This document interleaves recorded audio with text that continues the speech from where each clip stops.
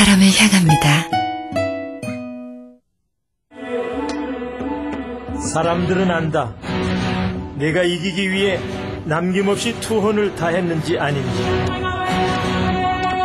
종류의 손이 올라가는 그 순간까지 단 1%도 부끄럽지 않도록. 자랑스러운 아들들아, 90분에 미쳐라. 승리를 맞이하라.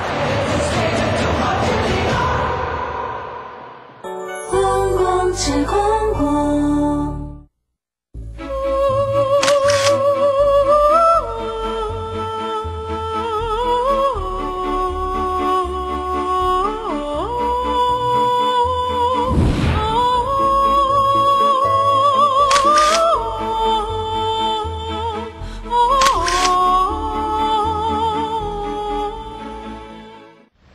오늘은 행복한 가정을 꿈꾸십니까? 라는 주제의 공동 저자이신 두상달 김영수 장모님 부부를 소개하도록 하겠습니다. 이 두 분은 동역자로서 또 부부로서 가정이 행복해야만 합니다. 라는 주제를 외치고 다니시면서 2,500여 회 강연을 통해서 많은 가정들에게 도전을 주셨습니다. 이 두 분은 서울 부부상을 수상하셨고 국무총리상을 또 수상을 하셨습니다. 그리고 20년 전부터 중동 선교를 위해서 두 부부가 헌신하고 몸을 바치신 그런 분들입니다. 오늘은 특별히 CTS 기독교 TV를 시청하시는 모든 가정에 행복한 가정 만들기를 선사하려고 합니다. 이제 두상달 장로님, 김영숙 권사님 두 분 나오실 때 뜨겁게 박수로 연주합니다.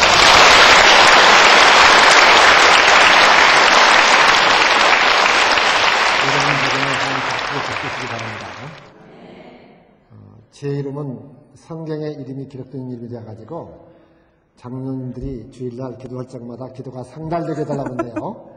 여러분들 기도 제목들 많으시죠? 그 기도 제목마다 꼭 상달되시기 바랍니다. 꼭 상달되시기 바랍니다. 두 번씩 그것도 상달되시기 바랍니다. 제 성이 뭔지 아셨죠?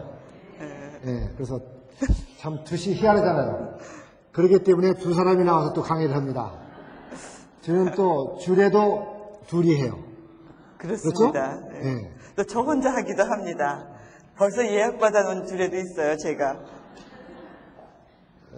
제 두시 참 희한하잖아요. 그렇죠? 세계적으로 하나밖에 없는 이름이에요. 우리 딸 이름을 루미라고 했었거든요.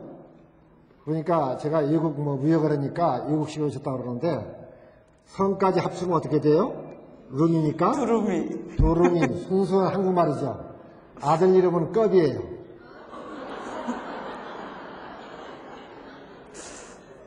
네.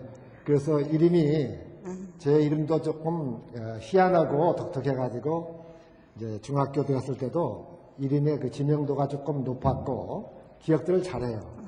또 약간은 좀 괴상해가지고 놀림도 당하고 어느 좌석에서는 제 이름이요 화제도 오르고 그랬어요. 그런데요 예수 믿고 보니까 이 이름이 그렇게 좋을 수가 없더라고요. 그러니까 예수 믿기 전에 약점이 예수 믿고 보니까 강점으로 변하더라고요. 여러분 약점이 있고 허점이 있으십니까? 예수 그리스도에 덧입어가지고요 그것이 강점과 장점으로 변하기 바랍니다. 아멘. 예, 제가 이제 가정생활 특강을 할 때 가끔 이렇게 물어봐요. 가정을 다시 시작한다면은 지금 배우자를 다시 만나시겠습니까? 아니면은 기회가 준다면 바꾸어 보시겠습니까? 이렇게 물어보는데요. 여러분 어떠세요? 결혼을 다시 한다면은 지금 배우자를 다시 만나실래요? 아니면은 기회가 준다면 바꿔보실래요? 되게 곤란한 질문을 지금 하고 계세요. 대답이 곤란한 것 같은데요. 아니, 당신 어떻게 할까요? 저요? 저는 당연히 바꿉니다.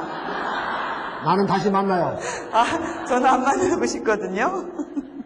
저는 이렇게 뭐든지 자기 멋대로 하고 그리고 막 성격도 급해가지고 그냥 막 확 하고 저한테 화내고 이러는 사람 말고 아주 자상하고 아주 좀 아내를 배려하고 아내 말을 잘 들어주는 그런 멋진 사람 있으면 그런 사람 만나고 싶어요. 아유, 제 말에 공감하는 아내가 많으신 것 같아요. 진짜로 저희가 이렇게 앙케이트 조사해봤더니 다시 만나시겠습니까? 아니면 바꾸시겠습니까? 하는 이런 그 물음에 아내들은 8, 90%가 바꾸겠다에 동그라미를 쳤어요.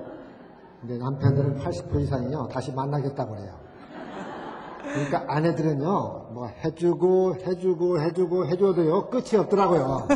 그러니까 뭔가 아쉽고 불만이 있는데요. 남자들은 문제를 못 넣을 것인 게 둔감해요. 제 아내상 결혼을 다시 한다면 바꾸겠다고 그랬죠? 여러분, 바꾸면 뭐 좋은 게 있겠어요?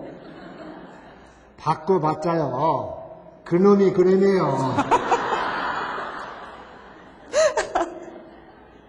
하나님께서 나에게 가장 알맞는 짝을 주셨다. 이렇게 믿으시고 지금 가는 길에서 끝까지 가시기 바랍니다. 그게 축복된 길이에요. 지금 또 다시 만나가지고 그거 맞추려면 울고 불고 얼마나 또 힘들겠어요. 그렇죠? 그래도 몇십 년 동안 맞춰놓은 놈이 나와요. 그런데 만약 그렇게 하기 위해서 우리가 조금씩은 바뀌어야 되잖아요. 그렇죠? 지금 해오던 대로 그대로 하는 것보다는 우리가 조금씩 바꿔가면 훨씬 더 행복한 가정을 만들 수가 있어요. 그래서 저희가 이런 강의를 하게 되죠. 자, 저도요. 제가 조금 일찍 가정의 원리를 알았더라면 좀 더 나은 남편, 좀 더 훌륭한 아빠가 될 수 있었을 텐데 하는 것이 제가 쓴 책의 서문에 쓴 거예요. 왜 일찍 그걸 몰랐던가. 그래가지고 이제 아이들한테 때로는요, 내가 억지로 끌고 가려고 했던 것이 그게 반대로 간 거예요. 그래서 좀 더 일찍 가정의 원리를 알았더라면 내가 좀 더 훌륭한 남편으로 설 수 있었고 아빠가 될 수 있을 텐데 이것이 섬을 썼던 거거든요. 여러분, 우리가 이 가정 특강을 하니까 젊어서부터 우리가 막 깨가 쏟아지고 이렇게 사는지 아세요? 그게 아니에요. 저도요, 참 젊었을 때는 훌륭한 남편, 부정함이 없는 남편으로 잘 살아간다고 생각했어요. 그리고 제 아내한테 뭐라 했는지 아세요, 제가요? 뭐가 불만이야? 배가 불렀구만. 정말이에요. 네. 저는 사실은 여기 계신 여러분들도 아시겠지만 벙어리 3년, 귀머거리 3년, 장님 3년의 마지막 세대잖아요. 그래서 정말 남편이 하는 일은 무조건 눈 똑바로 뜨고 쳐다본 적도 없어요. 그렇게 무서워했었어요. 너무 무서웠어요, 사실은. 번의적이고요. 제가 얼마나 인자하게 보여요. 굉장히 번의적인데다가 눈빛 하나로 온 가족을 딱 제압하는 그런 남편이었어요. 그래서 제가 얼마나 두려웠겠어요. 아빠가 딱 집에 퇴근하면요, 마루에서 놀던 아이들이 다 도망가버려요. 무서우니까. 또 무슨 잔소리를 들을까? 왜 못하는가? 막 이런 야단을 맞을 것 같아요. 저도 너무 무서워가지고요. 나는 거리가 있어갖고요. 질서가 있어갖고 애들이 질서를 지키는 걸 생각했어요. 정말이에요. 그래가지고 남편이 뭐라 그러면 그저 무조건 참고 돌아서서 울고 그렇게 하고 살았어요. 몇 년 동안 그렇게 살았냐면 15년 정도를 그렇게 사는 것 같아요. 너무너무 속상했잖아요. 그렇지만 그걸 남편한테 말할 수가 없었어요. 제 남편이 결혼하면서 제일 먼저 저한테 한 말이 뭔지 아세요? 부모님이 안 계셨어요. 일찍 돌아가셨어요, 이 양반이. 그런데 이제 저랑 결혼하고 나니까 이렇게 얘기하는 거예요. 우리 집에는 부모님이 안 계시니까 내가 당신을 잡아야 돼. 그렇게 말했어요, 진짜로. 그리고 안 잡으면 도망갈 거 아니에요? 그런 의미가 아닌 거 아시죠? 거기다가 뭐냐면 나는 배고프니까 집에 들어오자마자 밥 줘. 제일 중요한 건 나한테 밥 주는 거야. 야, 세상에. 다 행복하려고 결혼했잖아요. 근데 무슨 이런 얘기를 들을 수가 있어요. 들어오자마자 밥을 챙겨줘야 되고요. 들어오면 딱 그게 돼야 돼요. 만약 안 그러면요. 어땠겠어요, 제가. 그런 삶을 살았어요, 사실은. 남자들은요, 밖에서 이러다가 집에 들어오면 아내가 있고 아내 제한일이기 때문에 온 식구가 없더라도 아내가 있으면 다 있는 거예요. 그리고 따뜻한 음식을 먹을 수 있으면 행복해요. 문제가 없어요. 단순해가지고 남자들이 그래서 행복은 뱃속에 있다고 해요. 근데요, 남편 출근하자마자 밥들 다 차려보시기 바랍니다. 근데요, 여자들은 어때요? 배불러가지고 행복한 존재예요? 아니에요. 여자들은 배가 불러야지만 행복한 존재가 아니고 여자들은 뭐가 만족이 돼야 돼요?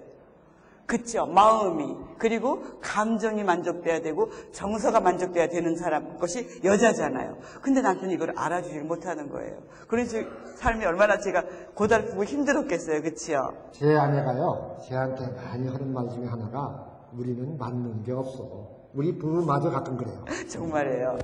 결혼한 지가 제가 꽤 오래됐어요. 30년도 훨씬 넘었는데 아직도 맞는 게 없어요. 나는 대충 맞아요. 그래서 제가 그렇게 말하죠.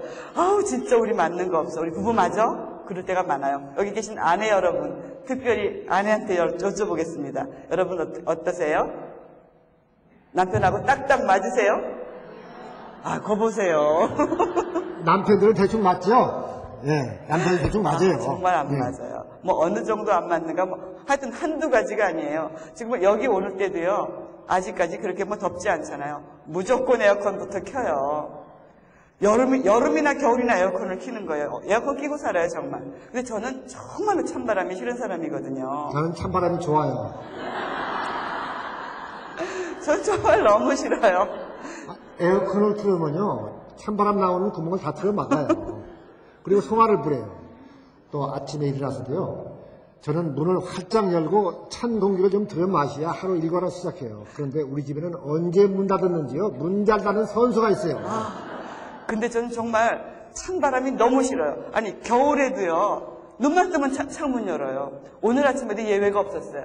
근데 저는 그 찬바람 끝이 너무 싫으니까, 어때요? 그냥 또 문 닫죠. 정말, 왜 이렇게 난 싫다는데 이렇게 왜 자꾸 찬바람 끝이 싫어요? 싫으니까 싫은 거예요. 근데 왜 그렇게 문을 열어요? 그게 너무너무 얄미운 찬바람이 거예요. 가면 상쾌해요, 피부가. 그러니까. 그러니까 두 사람이요, 냉난방 조절 장치가 다르기 때문에 평생 부딪혀요.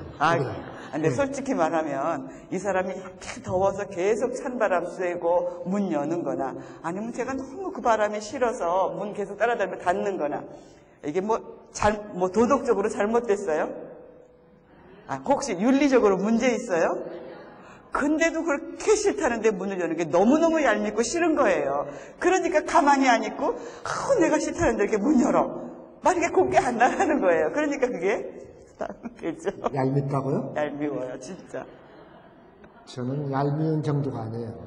땀 펄펄 흘리는데 에어컨을 못 틀게 하면 어떤 생각이 들어가냐? 이 독한 여자, 이런 생각이 들어요. 그것뿐이 아니에요. 저 식성도요, 저는 시골 출신이기 때문에요, 좀 얼큰한 음식을 참 좋아해요. 삼겹살에 김치찌개 이렇게 해놓은 거예요. 참 제가 가장 좋아하는 메뉴예요. 또 시골 또 바닷가 자랐기 때문에요, 젓갈도 참 좋아해요. 밴댕이 젓갈 같은 거 여름에 잘라가지고 고추 구우면 맛있잖아요. 제 안에는 젓갈 냄새도 못 맡아요. 여러분, 돼지고기로 국 끓이시는 데 있으세요? 우리 집은요, 돼지고기로 국 끓여야 내가 되는 제일 집이에요. 좋아하는 메뉴예요. 저는 서울 여자예요. 그래서 음식도 깔끔하고 담백한 음식을 좋아해요. 뭐라고요? 깔끔하고 담백한 음식 뭐라고 좋아해요. 그랬죠? 깔끔하고 담백이요. 이게 좋은 말로 하면 그렇고요. 사실을 얘기하면 뭔지 아세요? 음식이 맛이 없는 거예요. 음식이 메가리가 없어요. 메가리가 없어. 예? 이 음식 맛이 뭘 보는 물국 같은 거예요. 음식 맛이 없는 거예요. 또 그것뿐이 아니에요. 한번 뒤는요, 신혼여행부터 저는 뺏겼어요, 신혼. 다 행복하려고 결혼하잖아요, 그렇죠? 근데 신혼여행을 제주도로 갔어요. 그 옛날에 지금 귤이 어린이지만 귤이 흔치가 않아요. 귤을 사더라고요. 누구랑 먹으려고 사겠어요? 당연히 색시랑 먹으려고 사지 않겠어요. 그런데 글쎄 딱 사더니요, 저한테 눈길 한 번 안 주고 혼자 까먹는 거예요, 그거를. 얼마나 기가 막히든지. 그래서 이러고 쳐다보고 있었어요. 아니, 뭐가 잘못됐어요? 아니, 잘 먹으면 좋지요. 한 개가 딱 남은 거예요. 전 얼마나 먹고 싶겠어요. 쳐다보고 있는데 딱 까더니 자기 입에다 홀딱 털어놓고 끝내는 거예요. 아니, 세상에 이럴 수가 있어요. 말도 안 되죠, 그쵸? 아니, 내가 먹으려고 내가 샀잖아요. 그것도 내가 뭐 박스로 산 것도 아니고요. 겨우 5개 금을 망태에 들은 거, 겨우 5개 샀는데. 아니, 잘 먹으면 좋지. 뭐가 잘못됐어요? 저는요, 5남매의 막내로 태어났어요. 그러니까 할머니, 어머니가 주면 나만 잘 먹으면 됐어요. 동생이 없으니까 평생 남한테 주워볼 일이 없어요. 뭐가 잘못됐어요? 저는 4남매의 장녀예요. 그리고 할머니, 할아버지 모시고 살았거든요. 그럼 먹을 게 생기면 당연히 누구부터 챙겨요? 당연히 할머니, 할아버지 챙기고 동생들 먹도 나누고 그리고 자기도 먹는 거잖아요. 어떻게 사람에게 제 입만 알아요? 아, 진짜. 그런데요, 이렇게 제 입만 아는 이런 버릇, 이런 습관이 아이 낳고 살면서 조금 바뀌겠어요? 안 바뀌겠어요? 여러분 어떻게 아세요? 이제는 먹는 게요, 맛있는 거 있으면요, 애들하고도 다 경쟁자가 되는 거예요. 애들도 안 주고요, 혼자 감싸놓고 먹어요. 세상에, 이런 아빠가 세상에 어디 있어요? 그럼 통과. 네? 자, 사랑하는 성도 여러분, 우리 이렇게 안 맞는데요, 우리 잘 만난 부부입니까? 잘 못 만난 부부입니까? 그래요? 이렇게 잘 안 못 맞는데요? 만난 것 같은데. 아, 진짜. 그러면 여기 목사님도 모시고 우리 결판을 냅시다. 우리 이렇게 안 맞는데 우리 계속 살아야 할까요? 오늘부로 끝장낼까요? 살아요? 아, 감사합니다. 그러면 우리 이렇게 안 맞는데도 우리 계속 살아야 한다고 여러분들이 결정을 내리셨어요. 그렇죠? 그러면 여러분도 안 맞아도 끝까지 사시기 바랍니다. 그건 조건이에요. 실은 이 부부가 다른 것은요, 다른 것이지 틀린 게 아니에요. 그런데 틀렸다고 하기 때문에 문제가 돼요. 한번 따라하실까요? 부부가 다른 것은 다른 것일 뿐 틀린 것이 아니다. 틀린 것이 아니다. 틀린 것이 아닌데요, 그냥 틀렸다고 말도 괜찮아요. 틀려 먹었다는 거예요. 그래서 결혼하자 3년 내에 얼마가 해주는군요. 네, 요즘에 이혼 굉장히 많이 하는 거 여러분도 아시죠? 그런데 결혼하자마자 3년 안에 헤어지는 부부가 전체 이혼의 3분의 1이 넘어요. 그리고 그들의 이혼 사유의 또 3분의 1이 뭐냐면 성격 차이예요. 혹시 여러분 성격이 딱딱 맞으시는 부부 계세요? 다 안 맞잖아요. 그런데 이것 때문에 헤어지겠다는 거예요. 백인 백색, 지문만큼이나 사람들 성격은 다 달라요. 같은 사람 하나도 없어요. 네. 그런데 이 틀린 것은요, 실은 엄청난 축복이에요. 여러분, 생물학에서도 그렇고요, 사회학에서도 그렇고, 이렇게 섞이면 섞일수록 강한 것이 태어나요. 다른 것이 섞이면 섞일수록 우성이 나와요. 그러니까 우리 부부가 다르다는 것은 후세, 2세가 건강할 수 있다는 축복이에요. 그래서 생물학에서 뭐라고 하면요, 잡종 강세라고 해요. 예? 잡종이 섞이면 섞일수록 건강해지는 거예요. 이 집에서 기르는 새 같은 것들이 있고요, 그냥 세장에 가두어가지고 3대, 4대만 가면요, 다 기능이 퇴화되고 그냥 죽여버려요. 그래서 섞이면 섞일수록 건강해져요. 사유도요, 다른 사람들끼리 섞이면 섞일수록 그 사유가 건강한 사유예요. 요새 흔히 말하기를 코드가 똑같은 사람 이렇게 얘기하는데요, 코드가 똑같은 사람만 뭉친 사유는 발전이 없어요. 창의력이 없어요. 다양성이 없어요. 그건 퇴보하는 사유예요. 그래서 다양한 사람끼리 뭉친 사유가 건강한 사유가 있고 발전이 있어요. 미국이 발전이 있는 그런 것은 바로 다양한 민족들의 멜팅 포트라고 해요. 용광로라고 해요. 특별히 코드가 같은 사회가 있죠. 저 북한 사회는요, 단일 코드로 뭉쳤기 때문에 세계에서 가장 가난한 나라 중에 하나가 되어버렸어요. 그래서 우리가 이렇게 서로 다른 사람들이 모여있다는 것은, 그렇게 부부가 되었다는 것은 하나님의 은혜고 축복이에요, 사실은. 근데 왜 그걸 자꾸 놓치고 있죠? 그러니까 이 틀린 것은 다른 것이지 틀린 것이 아니거든요. 다른 것이 틀려요. 이 차이는 축복이고 개성이고 차이예요. 그런데 이것 때문에 헤어진 쌍들이 너무나 많아요. 아까 뭐라고 그랬죠? 결혼하면 옛날 여인들은 뭐라고 했다고요? 벙어리 3년? 네. 귀머거리 3년, 장님 3년이라고 그러고요. 근데 요새 젊은이들이 그렇게 하려고 그래요? 안 하죠. 네. 그래서 요새 젊은이들한테 이게 필요해요.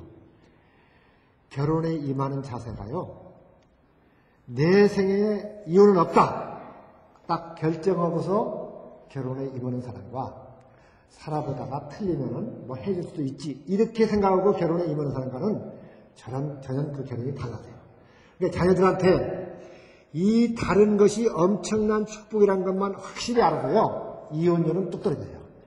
실은 결혼 전 장점이 결혼 후 단점으로 바뀌어요. 저도 그랬어요. 저희도 데이트할 때는요, 굉장히 뭐가 잘 맞는 것 같았어요. 실제로 잘 맞았어요.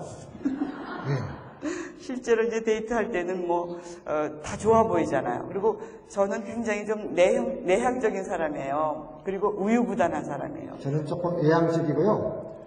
다른 말로 하면 좀 화끈해요. 그리고 다혈질이고 말도 빨리빨리. 그래서 빨리빨리를 못해갖고 빠빨리 그랬어요. 그것도 저는 성격적으로 굉장히 미지근한 사람이에요.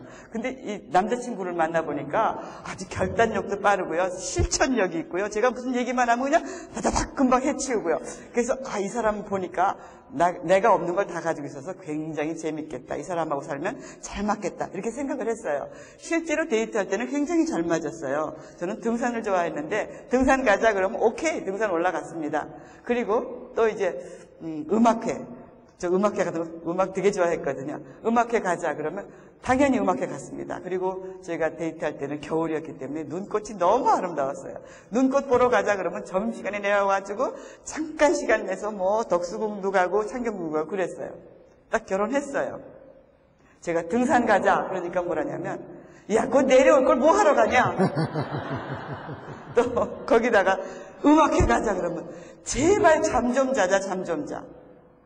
그리고요, 성격은 얼마나 급한지, 가랑 밑에 불 붙는다 그러죠. 확 타올라요. 저한테 그냥 확 한꺼번에 쏟아대는 거예요. 그리고 자기 마음대로 다 하고요. 아내하고 의논 같은 거 하지도 않아요. 그러고서는 얼마나 좋아요. 다 일 쳐지니까. 저한테 다 쏟아붓고서 저 뭐라는지 아세요? 이제 나는 뒤끝 없으니까 이제 잔다 그래요. 나는 뒤끝이 없어요. 뒤끝 없는 게 얼마나 좋아요. 그리고 결혼해가지고 계속 제가 음악회 따라다니고 등산 따라다닐 수가 있어요? 그래서 저는요, 딱 결혼하니까 내가 사귀던 그 남자 맞아? 완전히 속은 거예요. 정말 잘못했어요, 결혼을. 이럴 수가 있어요. 완전히 다른 사람이 된 거예요. 너무 놀랐어요. 아니, 결혼했잖아요, 이제.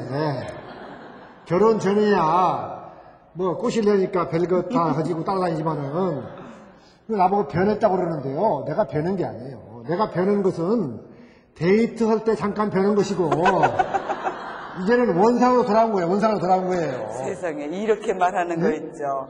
세상에 그걸 알았더라면 지금 제가 어땠을까요? 그리고 꼬실 때는 그랬죠. 꼬실 때는 가장 창의적인 방법을 다 하잖아요. 그냥 어떻게 하면은 상대방을 행복해 할까? 어떻게 꼬실까? 다 하잖아요. 손을 딱 잡으면서 손이 정말 기부인 손 같은데 결혼하면 반지 많이 사줄게 이러셨죠. 제가 반지 많이 받았겠어요? 어떻게 아세요? 여러분도 그런데 혹시 그런 약속을 믿었다가 낭패본 기억이 있으세요? 저는 정말 그래서요, 진짜 반지 많이 사주는 건 줄 알았어요. 그 약속을 믿었거든요. 근데 보니까 제 손을 한번 잡아보려는 수작을 부리는 것들이었더라고요. 그건 수작이라고 하지 않고 요새는 작업이라고 해요. 작업이에요. 네? 아니, 저는 약속을 했거든요. 반지 많이 산다고 약속을 했는데 약속을 무슨 뜻으로 했느냐? 약간 속인다는 뜻으로 약속을 한 거예요. 그래서 결혼은요, 거짓말로 더불어 시작한다는 말이 있어요. 여러분, 속고 살할 때 다 편한 거예요. 결혼해가지고 그걸 다 따져보세요. 그렇잖아요? 결혼 전에 가서 양식당에 가서 이게 스테이크도 먹고 그러지만은 결혼해가지고도 계속 그러면 초자식을 누가 먹여 살래요? 그러니까 이게 다른 거예요, 이런 것들이. 자, 실은요, 이 부부들이 이 대화 때문에 참 문제가 되거든요. 이 남자들은요, 이야기하는 것들이 뭐니? 문제 해결법으로 얘기를 해요. 여자들은요, 문제 해결하는 거 별로 안 좋아해요. 남자하고 여자하고는 대화하는 자체가 달라요. 남자들이 쓰는 언어는 머리의 언어, 생각의 언어를 쓰는데 아내들은 뭘 써요? 가슴의 언어, 감정의 언어를 쓰고 있거든요. 그러니까 이게 차이가 많이 나니까 계속 얘기를 안 하게 돼요. 또 남자들은 목표 지향적이기 때문에 결론 내리는 것이 중요해요. 그래서 축소 결론을 얘기해요. 저도 정말 싫었던 거가 뭐냐 하면 제가 이야기를 조금만 길게 하면 대바람에 그래요. 빨리빨리 말해라. 결론만 말해라. 결론이 뭐냐. 너무 싫은 거예요, 그게. 그러면 결론도 없는 얘기를 왜 해요? 아니 아내가 남편하고 이야기 좀 하자는데 무슨 토론장에 나왔어요? 무슨 결론 맺을 일 있어요? 맨날 결론이 뭐냐니까 난 그게 너무 싫은 거예요. 아내들은 어때요? 남편들이 좀 끝까지 자상하게 이야기를 좀 들어주는 걸 원하잖아요. 그치요? 예. 뭐가 맞아요? 왜요? 뭐가? 근데 또 똑같은 말 가지고도요. 제 아내 말을 들어보면 어떤 때는 이렇게 얘기고 또 아들한테 가서는 이렇게 얘기고 그래 가서 저렇게 얘기고 그러니까 아내 말을 들으면 남자들은 완전히 헷갈려 완전히 이게. 그런 면도 있을 거예요. 그리고 예를 들어서 이제 저는 이제 문제 해결법으로 얘기하기 때문에 아내가 무슨 얘기를 하면요 결론을 딱 내줘요. 저는 아니에요. 문제 해결법이 아니고 감정 공유법으로 얘기하잖아요. 그래서 여자들이 얘기하는 가장 중요한 목적은 뭐예요? 내 마음을 풀어놓는 거잖아요. 어때요? 여자들은 막 스트레스가 쌓이면 친구 찾아가서 뭐 해요? 수다 떨죠. 그러고 오면 해결이 되잖아요. 그치요? 그러면 스트레스가 날아가요? 그럼요. 다 날아가요. 남자들은 스트레스 받는다고요? 친구 찾아가서 수다 뛰지 않아요. 남자들은 뭘 하느냐? 문제가 딱 생기면요. 입을 딱 다물어요.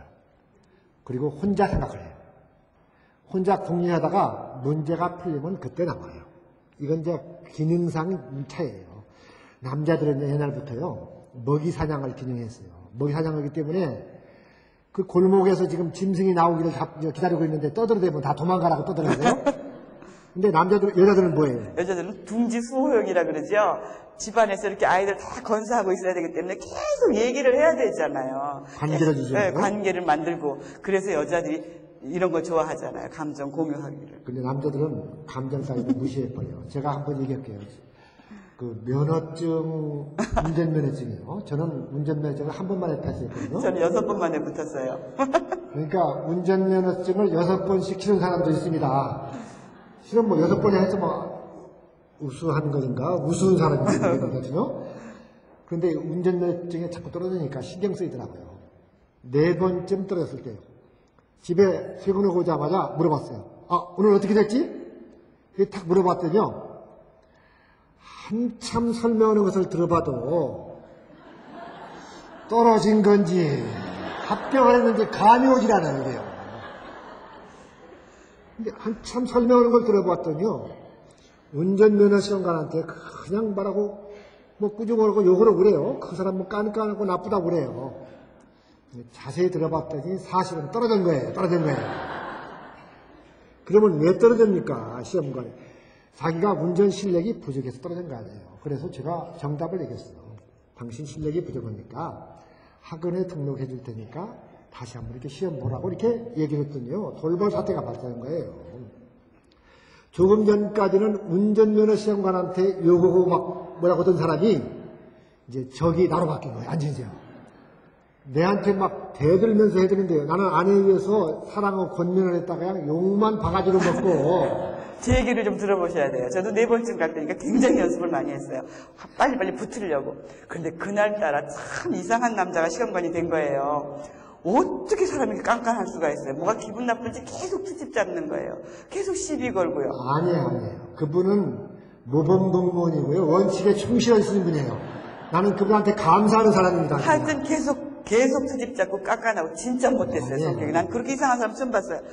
그래가지고 이제 기분이 막 다 상해버린 거예요. 그러니까 운전이 잘 될 리가 없잖아요. 그래서 드디어 떨어졌어요. 근데 막 화가 나가지고 이 사람이 조금만 여유가 있었으면 내가 붙었을 텐데 그런 마음 때문에 화가 나가지고 집에 왔어요. 남편이 물었어요. 어떻게 됐냐고. 여자는 아까 무슨 어법으로 얘기한다고요? 감정 공유법이잖아요. 왜 이 얘기를 해요? 내가 얼마나 속이 상했나, 그 남자가 얼마나 못되게 굴었나, 얼마나 깐깐하게 얄밉게 굴었나, 이제 그 얘기를 하는 거예요. 감정을 나누려고요. 그런데 끝까지 듣지도 않고 이러는 거예요. 당신이 실력이 부족하니까 떨어졌지, 다시 등록하고 또 시험 보러 가. 와, 그 얘기를 듣는데 갑자기 눈물이 팍 쏟아지는 거예요. 너무너무 그냥 복받치게 속이 상했어요. 그러니까 어때요? 아까 그 남자한테는 못 덤볐지만 남편한테 막 덤볐죠. 근데 그때 이렇게 말해줬으면 얼마나 좋아요. 진짜 속상했겠구나. 진짜 화났겠구나. 아니 그 남자 이렇게 까다롭게 굴었대. 우리 아내 좀 잘 봐주지. 아니 이렇게 말해주면 얼마나 좋아요. 그치요? 예? 맞아요. 뭐라고 얘기해? 아니 어떻게 얘기해? 진짜 속상했구나. 진짜 약 올랐겠구나. 우리 아내 좀 잘 봐주지. 그렇게 말하라고요. 참 기가 막혀요. 아니, 그렇게 얘기하면 면허증 줍니까? 내가 언제 면허증 달라 그랬어요? 나는 내가 얼마나 약올랐나, 얼마나 속상했나, 그것만 알아주면 되잖아요. 그치요? 네. 아니, 뭐가 예요? 지금 면허증 따는 것이 목적인데, 여자들은 해답이 없어요. 해답이 없어요, 이게. 무슨 해답이 중요해요. 여자들은 감정만 풀리면 다 되는 거예요. 남성들이요. 면허증은 따건 말건, 시험은 100번을 보건 20번을 보건 뭐 관계하지 말고, 이렇게 얘기하시기 바랍니다. 아, 안 됐구나. 아, 억울했겠구나. 아, 서운했겠구나. 그렇게 하고 아내가 한 말에 대해서 떨어졌어?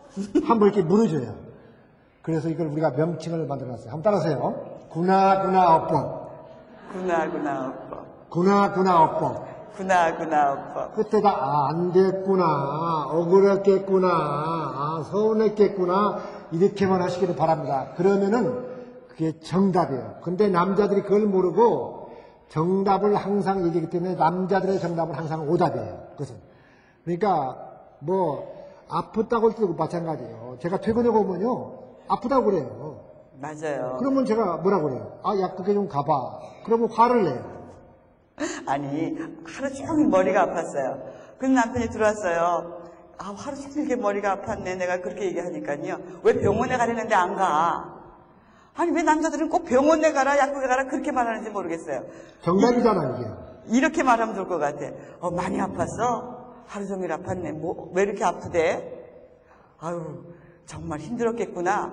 이렇게 한 번만 해주면 얼마나 좋겠어요. 그치요? 아니, 그렇게 하면 병이 낫습니까? 아니, 여러분, 나을 수 있지요? 네, 맞아요. 그러니까 정말 나을 수 있어요. 종류가 달라요. 종류가 달라요. 이게. 맞습니다. 자, 이런 것들이 사실은 문제거든요. 그런데 문제는요, 남자들은 이 유전자 속에 아내의 말을 들으면 정답을 딱 생각하게 됐어요. 그렇기 때문에 그런 사람인 줄 몰랐는데 이렇게 해요. 그건 왜냐하면 남자들은 목표지향이 있기 때문에요. 그게 틀린 거예요. 그런데 실은 이 일 중심의 사람들이 관계 중심으로 바뀌는 것이 필요해요. 너무나 일 중심인 사람들은 어떤 일이 나타나는지 아세요? 은퇴하자마자 어떤 일을 하니 일로 차 숨 놓는다 이 말이 있어요. 왜? 일 자체가 전체 목표인 인생이 전체였는데 목표가 없었던 거예요. 그래서 은퇴하자마자 6개월 내에 건강이 급격히 나빠지거나 우울증에 걸리거나 뭐 1년 내에 요절하는 경우들이 많이 있어요.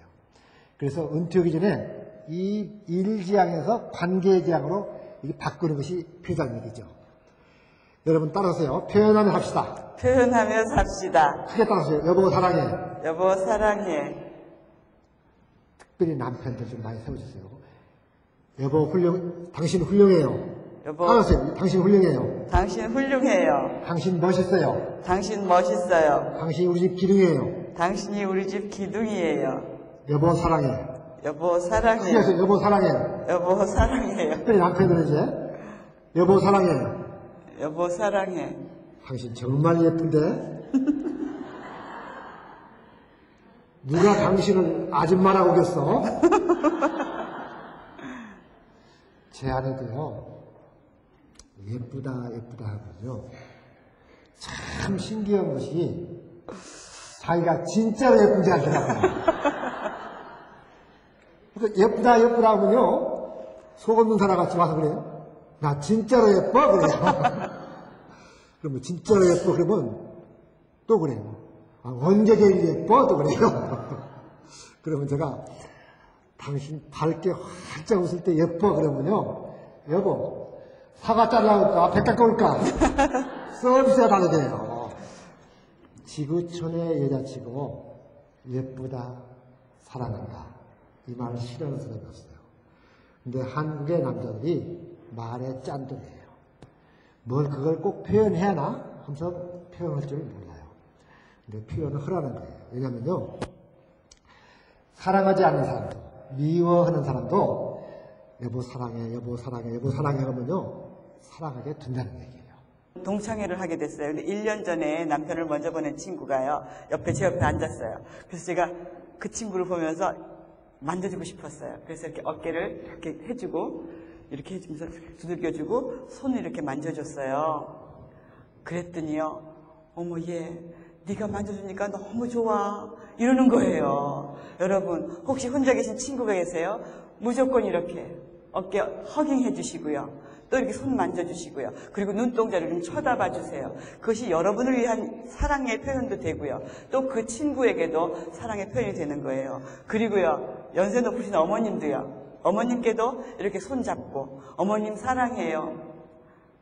또 어머님 자랑스러워요. 네, 어머님 해주시는 건 정말로 맛있어요. 이렇게 얘기해 주세요. 이렇게 이렇게 말 표현하는 게 한마디가 중요해요. 돈으로 환산할 수 없는 효도가 돼요. 그리고요, 또 한 가지 어머님들께 말씀드리고 싶어요. 특별히 시어머님께. 우리 며느리가 굉장히 음식 잘하잖아요. 조금 부족하더라도 예, 너는 어쩌면 너희 친정어머니 닮아서 그렇게 잘하니? 굉장히 중요해요, 진짜로. 그러면 어떻게 해요? 친정어머니도 칭찬해드린 거고 며느리도 칭찬해드린 거고 이 양수겹장이라는 거예요. 그래서 꼭 어머니는 어쩜 이렇게 잘하세요? 어머니가 이렇게 잘 키워주셔서 제 남편도 이렇게 잘하나 봐요. 아무개 아범도 잘하나 봐요. 이렇게 할 때마다 꼭 두 사람, 세 사람을 끼워서 이렇게 칭찬하는 게 우리 표현하는 굉장히 좋은 방법 중에 하나예요. 며느리 마음 사는 방법은요, 동네 옆집에 가서 며느리가 좀 밉더라도 우리 집에 우리 며느리가 복덩어리야, 우리 집에 복덩어리야 이렇게 떠들고 다녀보세요. 그러면 그 말이 다 며느리한테 들어가요, 안 들어가요? 다 들어가면 네. 며느리 마음이 어떨 것 같아요? 네. 얼마나 좋게, 그렇죠? 프로이죠. 그러니까 이 말로써 우리가 돈으로 환산할 수 없는 그런 기쁨을 주고받을 수가 있고 행복을 누릴 수 있다는 얘기죠. 예, 이거 한번 실천해 보세요. 그러면 아마 관계가 굉장히 회복될 거예요.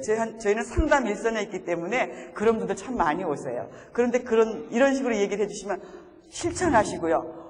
정말 너무 많이 바뀌었어요. 우리 관계가 굉장히 좋아졌어요. 어머님들, 예, 시어머님들, 특별히 며느님들 많이 칭찬해 주세요. 그리고요, 여기 계신 며느님들, 어머님께 사랑한다고 말씀해 드리세요. 사랑은 누구에게나 다 필요해요. 시아버님께도 한번 해보세요. 아유, 그런 걸 어떻게 해요? 쑥스러워서 하셔야 돼요. 왜요? 사랑은 연습이에요. 마음속에서 우러나는 좋은 감정이 아니고 사랑은 연습이고 훈련이에요. 그리고 사랑은요, 실력 있는 사람이 하는 거예요. 그래서 여러분, 사랑은 실력입니다. 한번 따라 하십시다. 이 기회에. 사랑은 실력이다. 사랑은 실력이다. 용서도 실력이다. 용서도 실력이다. 배려도 실력이다. 배려도 실력이다. 예, 누가 실력 있는 사람이에요? 우리 집에서? 내가 제일 실력 있어요. 신앙이 더 성숙한 사람, 맞습니다. 마음이 더 넓은 사람, 제가 이렇게 얘기해요. 누가 가장 실력 있는가? 기도 많이 하는 사람. 누가 기도 많이 해요? 여러분이 남편보다 기도 많이 하시면 여러분이 실력 있는 사람이에요. 며느리보다 기도 더 많이 하시는 시어머니가 실력 있는 사람이에요. 그래서 누가 먼저 사랑해야 된다고요? 실력 있는 사람이에요. 누가 먼저 용서해야 된다고요? 실력 있는 사람. 누가 먼저 배려? 실력 있는. 내가 기도 더 많이 하니까 내가 해야지. 내가 우리 집에 기도의 파수꾼이니까 내가 해야지. 이런 마음가짐이 그게 필요한 거예요. 또 이제 아까 제가 이야기를 좀 해야 할 것 같습니다. 해방 전 이야기인데요. 어떤 여인이 아이를 갖게 됐는데 나이가 44살이었어요. 그러니까 창피한 생각이 들으니까 띄어버리려고 했어요. 근데 그때는 병원도 없어요. 의사들도 없어요.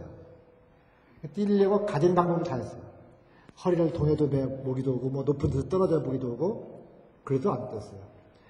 그런데 전에 들려온 얘기로 어떤 식물즙을 마시면 떨어지다 보니까 독한 식물즙을 마셨어요. 그 아이를 뛰게 해서. 그래서 그 여인이 의식불명이 되고 부엌 건물더미에 한 2시간 쓰러졌다가 깨어났어요. 그리고 그렇게 사선을 넘고서 가까스로 태어난 아이가 있는데 그 사람이 바로 두상달 장로입니다. 제가 그렇게 태어났습니다. 바로. 그러니까 저는요, 태어나기 전부터 사선을 넘은 사람이에요. 죽음의 고비를 넘었어요. 우리 어머님이 오늘날과 같이 병원이 없고 의사가 없던 시절에 살았던 걸 나는 감사하고 산 사람이에요, 이게요. 하마터면 큰일 날 뻔했잖아요. 그렇죠? 내가 예수 믿고 보니까요, 내 삶 전체가 덤이더라고요. 여러분, 저는요, 내 인생의 중요한 시기를 내 아내가 아닌 한 여인의 품속에서 중요한 시기를 보냈어요. 누구냐? 그분은 나의 어머님이에요. 그 어머님은 저는 이제 막내이기 때문에 어머님을 오래 모시지를 못했어요.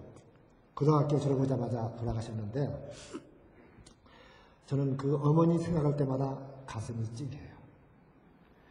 여러분, 나는 아버지이기 때문에 자녀들을 사랑할 때 머리로 사랑하고 생각으로 사랑해요. 근데 어머니들은 어때요? 가슴으로, 느낌으로, 정성으로, 마음으로 사랑하잖아요. 그래서 그 어머니를 생각할 때마다 저는 가슴이 이렇게 미워요. 그 막내로서 무조건적인 사랑을 받으면서 격려를 받으면서 살았어요. 제가요. 그 어렸을 때 내가 8살 먹었을 때도 그 어머니로부터 격려를 들었던 것을 지금 잊지 못해요. 그 어머니를 생각하면서 5월에 그 가정을 당하면요, 노래를 4절을 다 못하고 저는 울먹이면서 노래를 끝까지 다 부르지를 못해요. 여러분 한번 어머니 따라 해보실까요? 어머니. 어머니. 어머니. 어머니. 어떠세요? 애잔하시죠? 그렇죠? 나는 그 어머니가 참 그렇습니다. 우리 어머님이 마지막 운명하시면서 5남매가 있는데 남편도 있었고 다 물리치고 막내인 저의 손을 잡으면서 한마디 하셨어요. 상달아, 너는 집을 떠나. 고등학교 시험보고 제가 이제 농사를 지으려고 했었는데 어머니가 너는 집을 떠나 이렇게 했어요. 그 말씀을 듣고 집을 떠났어요. 쌀 한 갑을 껴가지고 서울에 올라와서 다시 시작해서 학교를 들어가고 시작했습니다. 그 어머니를 잊을 수 없는데 여러분, 어머니들한테 살아계실 때 그냥 손 잡으시고 어머니 사랑해요. 어머니 자랑스러워요. 아버지한테도 마찬가지예요. 이 말 한마디 하는 것이 돈으로 환산할 수 없는 그런 효도가 되고 기쁨이 될 수 있다는 얘기죠. 여러분, 가족끼리 말을 꼭 많이 해서만 아닙니다. 여러분, 때로는 손잡고 이렇게 얼굴을 맞아볼 수 있고 웃을 수 있다면 그것이 가정의 행복이에요.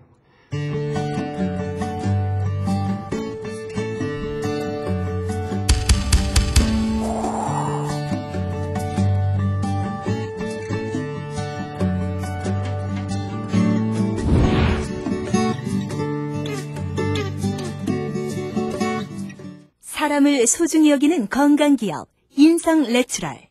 인성내추럴이 함께합니다. 정직과 성실한 믿음의 기업 동구제약. 동구제약이 함께합니다.